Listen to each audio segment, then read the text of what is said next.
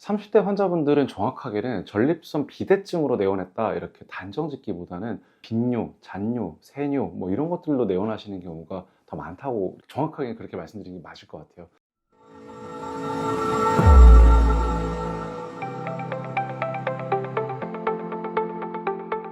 40대 이하 30대 이상, 30대죠. 그러니까 이 환자 수는 2020년도에 12,200명, 2021년도에 12,467명 뭐 이런 식으로 나오는데 상당히 조금씩 계속 증가하는 그런 추세를 보이고 있습니다.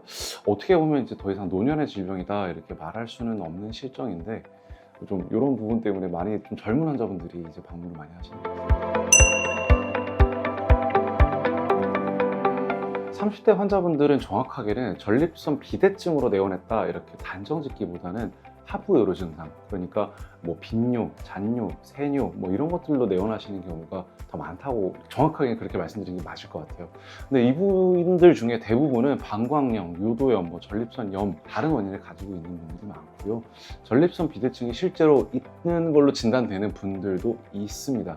그래서 30대에 흔하지는 않지만 막상 초음파로 재보니 전립선도 상당히 크고 그다음 여러 가지 하부요로 증상도 같이 동반되어 있고 제가 코아블레이션 가장 젊은 환자 해드렸던 게 만 35세였던 걸로 기억하는데 결혼을 앞두고 있는데도 불구하고 너무너무 힘들다고 수술해달라고 하셔서 수술을 해드렸는데 결과는 또 그만큼 좋았던, 어떻게 생각하면은 그분은 확실하게 전립선 비대가 있었던 경우라고 말씀드릴 수 있겠죠.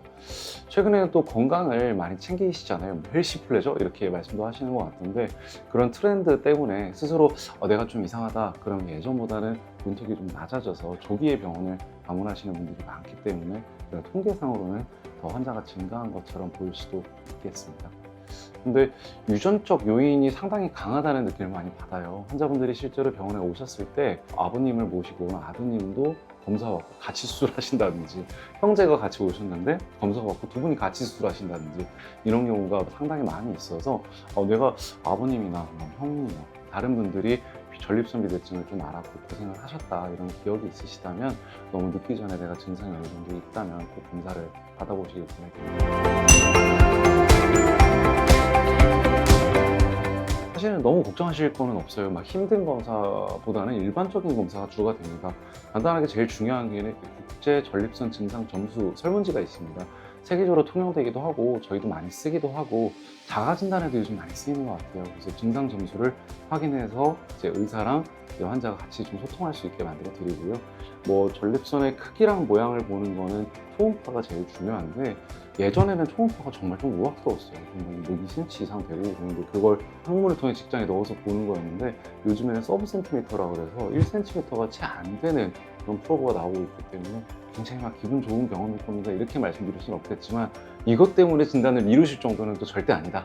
그리고 요속 검사, 소변 줄기를 보고 실제로 소변 보시는 패턴도 저희가 볼 수 있고 소변을 본 다음에 배에 잔여가 많이 남진 않았는지 이런 것까지 같이 확인하는 그런 검사를 진행하게 됩니다. 혈액 검사로는 이제 연령대에 따라서는 PSA, 그러니까 전립선 특이 항원이라든지 이런 것도 같이 보게 되고요. 그래서 검사 결과를 쭉 종합했을 때 전립선 비대증인지 아니면 다른 뭐 감염이라든지 다른 원인에 의한 변이 증상인지를 확인하게 됩니다. 단순히 소변 줄기가 예전이랑 좀 다르다라고 했을 때 본인이 그걸 알면은 사실 이미 어느 정도 상당히 많이 변한 걸 거예요. 저희 병원에서 만약에 10분이 수술 받는다고 하면 소변 줄기가 약해져서 왔어요 라고 이렇게 말씀하시는 분은 10분 중에 한두 분밖에 안 돼요. 근데 막상 요리 검사를 하고 나면 약하세요. 많이 약해요. 그래서 내가 약하다고 느낄 정도면 생각보다 굉장히 약한 것일 가능성이 높습니다. 그래서 조금 평소보다 소변 줄기가 가늘어졌다거나 아니면 좀 끊긴다거나 아랫배에 힘이 들어간다거나 아니면 조금 자주 마렵다거나 자다 깨는 게 갑자기 예전에 없었던 것 같은데 생겼다거나 뭐 아니면 소변 볼 때 이런 증상도 있습니다. 이렇게 방광 힘만으로 다 소변을 보기가 좀 어려울 때 나도 모르게 복압이 계속 들어가는 경우가 있어요. 복압배뇨 양상 혹은 복압배뇨가 지속되면 허리 아래쪽 뒷부분이나 아니면 아랫배 하복부의 통증 혹은 불편감을 느끼시는 경우가 있습니다.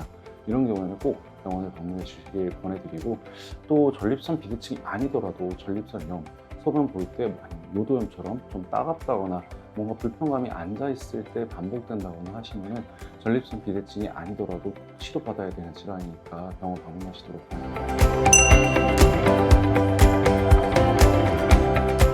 반대분들을 좀 많이 봅니다. 운동을 정말 소시적에 열심히 하신 분들, 특히나 뭐 군인이라든지 아니면은 뭐 운동 선수분들이라든지 이런 분들 같은 경우에는 확실히 같은 크기 전립선에서 이렇게 증상이 좀 늦게 나타나요.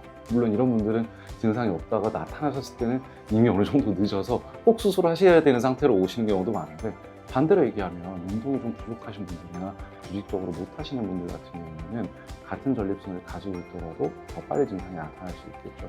그리고 전립선 염과 비대증 모두 오랫동안 앉아 계신 분들, 소변을 자연스럽지 않게 계속해서 참아야 되는 분들, 앉은 자리에 계속 있다가 특히나 취한 의자 같은 경우는 혈류를 완전히 막아버리는 경우도 있거든요.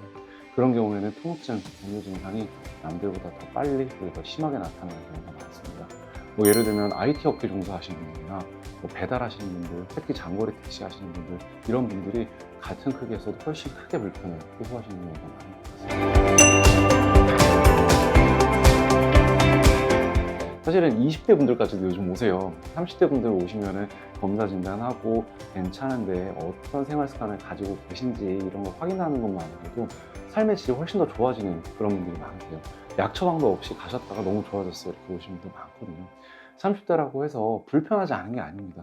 조직학적으로야 40대부터 시작한다고 알려져 있지만 내가 불편한 게 가장 중요한 만큼, 불편하신 분들은 기다리지 마시고 일부러 괜찮을 거야, 너 그냥 넘기지 마시고, 염증 같은 경우에는 키우면 키울수록 오래면 오래되면 오래될수록 되돌리기 힘들어지고 약도 안 들을 뿐더러, 전립선 비대증 같은 경우에도 약을 드시든 수술을 하시든 더 빨리 하는 게 결과적으로 삶의 질 그리고 경제적으로도 더 좋다는 여러 가지 연구가 나오고 있는 만큼, 내가 이것 좀 달라진 것 같다, 좀 불편한 것 같다 라고 하시면 조기에 확인하실 수 있도록 비뇨의학과의 문을 두드려 주셨으면 좋겠습니다.